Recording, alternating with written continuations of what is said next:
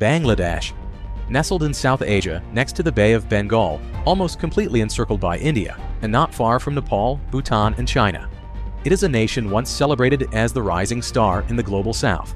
In fact, it outpaced economic giants like Vietnam, India, and China in the Asia-Pacific region. Bangladesh had achieved an extraordinary feat, slashing the poverty rate from a daunting 42% to a mere 5% in just 3 decades.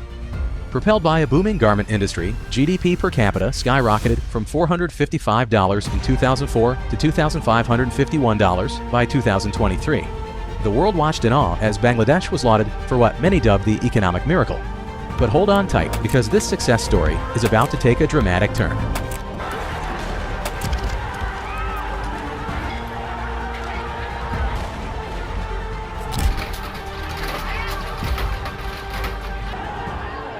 In August 2024, the country was rocked by a major political crisis. Massive protests erupted and forced out the country's Prime Minister and the Nobel Prize winner. Muhammad Yunus took over as an interim leader. And by end of 2024, inflation has hit a staggering 11%, threatening food security. Prices do fluctuate in the market, but they mostly go up, making it very hard for the fixed income and middle-class people. They have no choice but to manage by cutting down on purchases or buying poor quality items. This surge in prices disproportionately affected the most vulnerable, creating widespread anxiety about the availability and affordability of basic necessities. The Bangladeshi taka has nosedived, losing 50% of its value against the US dollar since 2022, leading to a sharp depletion of foreign reserves. This was further complicated by a ballooning external debt of a whopping $104 billion. The government's plea for a $4.7 billion bailout from the IMF underscored the gravity of the situation, ranking Bangladesh among the IMF and World Bank's top 10 debtors. But wait, there's more. The youth unemployment rate is soaring, factories are shuttering, and this precarious situation placed immense pressure on the middle class, threatening to erase years of hard-won economic gains. As living standards declined, a broader sense of insecurity took hold, leading to widespread dissatisfaction with the status quo. To find out what happened, we, as always, need to look at a few key details. So, how did Bangladesh fall from being an economic miracle to begging the IMF for a bailout? Will Nobel Prize winner Muhammad Yunus be able to save the country, or is Bangladesh headed for another military dictatorship? And with the economic crisis unfolding, can Bangladesh even survive this perfect storm of crisis? Now, brace yourself for the political powder keg that ignited in August 2024. After weeks of protests, more than 300 people have been killed. Massive protests erupted, forcing out Prime Minister Sheikh Hasina after 15 years of iron-fisted rule. The catalyst? A controversial quota system reserving government jobs for families of war heroes. What started as student unrest snowballed into a nationwide revolt. Let's rewind a bit to understand how we got here. The quota system, introduced in 1972 by Hasina's father, Sheikh Mujibur Rahman, reserved 30% of government jobs for families of 1971 Liberation War heroes. While this policy was initially noble, young people in particular viewed it as an obstacle to fair employment in a society they felt should be based on merit. Hasina, who had ruled since 2009, brought back the quota system in full force. But in 2018, after massive student protests, it was previously abolished to calm the anger before elections. Fast forward to 2024, and Hasina's government suddenly reintroduced the quota. The result? Chaos. Thousands of students flooded the streets of Dhaka, demanding fairness. The government's deaf ears only fueled the fire. Violence erupted, and between July 16th and August 11th, over 600 people were killed, including 32 children. On August 4th and 5th alone, 250 people lost their lives. The crackdown was brutal, with over 450,000 arrests, though most were later released, and this marked a dark chapter in Bangladesh's recent history. As protests spread like wildfire, more citizens and opposition parties joined the fray. Finally, on August 5, 2024, Sheikh Hasina resigned and fled to India, leaving Bangladesh in a leadership vacuum. Enter Muhammad Yunus, the 84-year-old Nobel laureate, thrust into the spotlight as the interim leader. But can this champion of microfinance navigate the treacherous waters of Bangladesh's political storm? Yunus's interim government started with 17 members and grew to 21, including bankers, lawyers, a retired army officer, women's rights activists, and even 2 student leaders from the protests. They made a point of including women, with 4 female advisors, to demonstrate their commitment to fairness. But not everything was smooth sailing. Some groups, like Hasina's Awami League, faced retaliatory attacks. More concerning was the resurgence of two Islamic groups, Hifazat-e-Islam and Jama'at-e-Islami. Hifazat, formed in 2010, advocates for strict Islamic laws and has a history of protesting against women's rights. Now, one of their leaders, Khalid Hossein, is an advisor in the interim government, raising fears of increased religious influence and governance. Jamaat-e-Islami, a party with roots dating back to 1941, also made a comeback. Previously banned from elections due to their opposition to Bangladesh's independence in 1971 and links to war crimes, their ban was lifted in August 2024. Many worry this could revive extreme religious ideologies that Hasina had kept in check. As if the situation wasn't volatile enough, the armed assailants from the protests made a jaw-dropping decision. They opened the prison gates. Thousands of inmates, including dangerous criminals and extremists, were set free. It's not fiction, it's Bangladesh's new reality. And let's not forget the wild card in this high-stakes game, the military. ইনশাআল্লাহ আপনাদের যত দাবি আছে সেই দাবিগুলো আমরা পূরণ করব এবং দেশে একটা শান্তি শৃঙ্খলা ফিরিয়ে নিয়ে আসব। With a history of seizing power, all eyes are on General Wakar-uz-Zaman and his intentions. When Hasina fled, the army played a crucial role in installing the new regime. But here's the million-dollar question. Will the army allow a return to democracy, or are we witnessing the prelude to another military takeover? Over the past 50 years, Bangladesh has seen its fair share of military interventions, with the army sometimes pushing out elected leaders. Now everyone's watching to see if they'll let Yunus's team run the country or try to take full control. If the military stays in charge, it could derail the fair elections planned for late 2025 or early 2026. Beyond the surface of Bangladesh's political turmoil lies an equally profound economic collapse. Let's start with the backbone of Bangladesh's economy, the textile industry. Bangladesh proudly wore the crown of the world's second-largest clothes exporter, right behind China. Think about it. Your favorite jeans or that comfy t-shirt? There's a good chance it came from Bangladesh. This industry was a job machine, employing millions, especially women, in producing garments for global giants like H&M and GAP. But now, it's a different story. Picture this.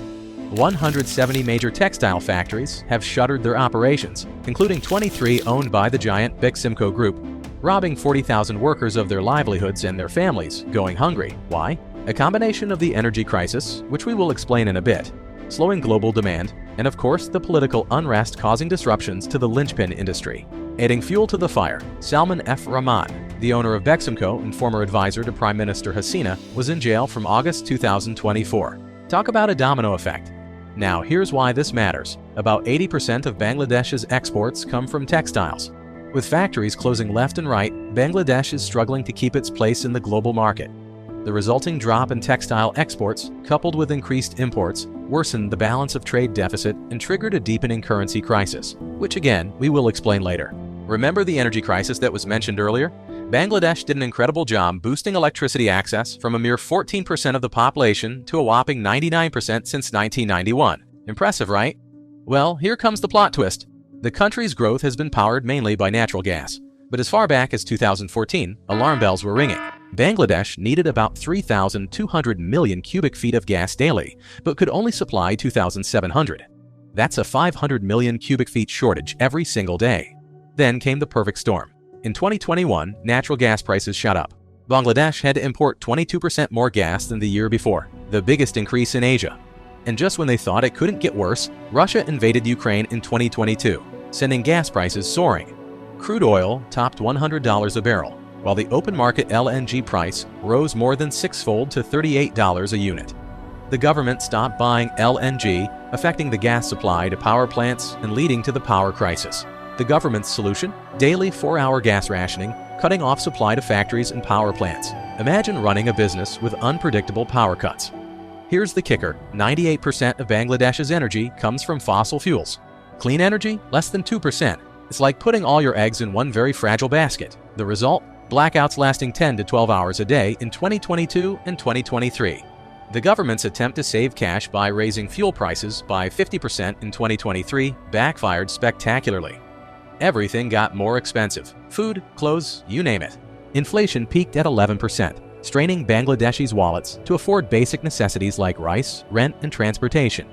In 2023, surveys indicated a shocking 37 million people didn't have enough food. Families are taking out loans just to put meals on the table. The World Bank's warnings is grim. 3 million more Bangladeshis could fall into poverty by 2025. To avoid a complete meltdown, Bangladesh has turned to the IMF for a $4.7 billion lifeline. But even with $1.16 billion already dispersed, the economy remains on shaky ground. As if these crises weren't enough, Bangladesh's banking sector is plagued by massive scams and non-performing loans. In 2018, a little-known firm called SB Exim swindled $16 million from Bangladesh Commerce Bank Limited using forged documents. And this isn't a one-off incident, it's more like a recurring nightmare.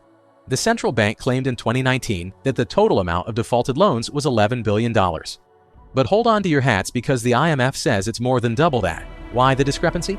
Well, there are whispers that the central bank might be cooking the books to paint a rosy picture and perhaps benefit the powers that be. Between 2009 and 2018, a staggering $8.3 billion was siphoned off annually through misinvoicing of import-export goods. The growth of deposits by Bangladeshis in Swiss banks over the past decade is a red flag for capital flight. In 2021, the increase peaked at 55% and hit a record high of 871 million Swiss francs, which is about $912 million. That's a lot of money taking a very long vacation outside the country. Currently, the Bangladesh Central Bank has deployed 11 specialist teams to track down the vast amounts of money smuggled abroad by political and business elites. They're hot on the trail of about 11 rich families, accused of laundering billions to countries like the UK, UAE, US, Malaysia, and Singapore over the past decade. In an interview, Bangladesh Central Bank Governor Ahsan H. Mansour said, "One family will perhaps account for about 15 to $20 billion of diversion of fund." And let's not forget the currency crisis. The Bangladeshi taka has lost over 50% of its value against the US dollar in just about 2 years. Imagine your money shrinking in your pocket. That's what Bangladeshis are experiencing. This devaluation means Bangladesh has to spend more to buy things from other countries, especially those crucial energy imports we talked about earlier. The nation's foreign reserves are also dwindling sharply, threatening its capacity to import essential goods. In June 2022, Bangladesh had $44 billion in its coffers. Fast forward to March 2025, and it's plummeted to a mere $26 billion. That's barely enough to cover 3 months of imports. Why this dramatic drop? It's a classic case of too many expenses and not enough income. Global fuel prices have skyrocketed, forcing Bangladesh to shell out more dollars for essential imports. Add to this the government's ambitious infrastructure projects, the Padma Bridge, Dhaka Metro Rail, and Karnafuli Tunnel. While these megaprojects promise long-term benefits, they're draining the country's dollar reserves faster than a leaky bucket. These projects necessitate substantial imports of machinery, equipment, and raw materials, thus accelerating the dollar demand. But here's the kicker. Many of these projects have blown past their initial budgets, fueled by corruption and inefficiency. Noteworthy is the Roopur nuclear power plant debacle, costing a staggering $12.65 billion, with final expenditures remaining uncertain until completion, as the timeline for completion and power generation have been repeatedly delayed. This narrative, however, is not new. In 2017, the World Bank pointed out that road construction in Bangladesh was the costliest in the world. Why? Overpricing of materials, corruption, and lengthy delays that worsen debt burdens. Beyond the economic woes, social unrest is boiling over. Despite interim leader Muhammad Yunus's promise of a new Bangladesh, violence against religious minorities, particularly Hindus, has surged. Allegations have surfaced accusing Yunus's government of negligence or even tacit support of extremist factions. In 2024 alone, there were 127 attacks on Hindus, a stark increase from the previous year. The situation at its border with Myanmar adds another layer of complexity. Following Myanmar's 2021 coup and with the Arakan Army rebel group controlling areas adjacent to Bangladesh, the fate of 750,000 Rohingya refugees hangs in the balance. Bangladesh remains resolute to repatriate its refugees, but is unable to negotiate with the Arakan Army, which lacks a formal government status. Surprisingly, these crises have received minimal international media coverage. While conflicts in Ukraine and Gaza dominate headlines, Bangladesh's slow-burning crisis struggles for attention. Why? It lacks the dramatic visuals and geopolitical significance that major news outlets crave. Bangladesh, despite its size and economic importance, often gets overshadowed by its neighbors, India and China. The most alarming aspect? Bangladesh is starting to mirror Sri Lanka's pre-collapse situation. Both countries borrowed heavily for infrastructure projects, relied heavily on imports, and faced severe dollar shortages. If Bangladesh doesn't address its banking sector issues, reopen factories, and curb extremist groups, it could face a crisis even more severe than Sri Lanka's. So what's next for Bangladesh? Can the interim government stabilize the economy and restore peace? Or is the country headed for a Sri Lanka-style meltdown? Share your thoughts in the comments below, and don't forget to like and subscribe to the channel. Your engagement helps bring attention to these pressing issues.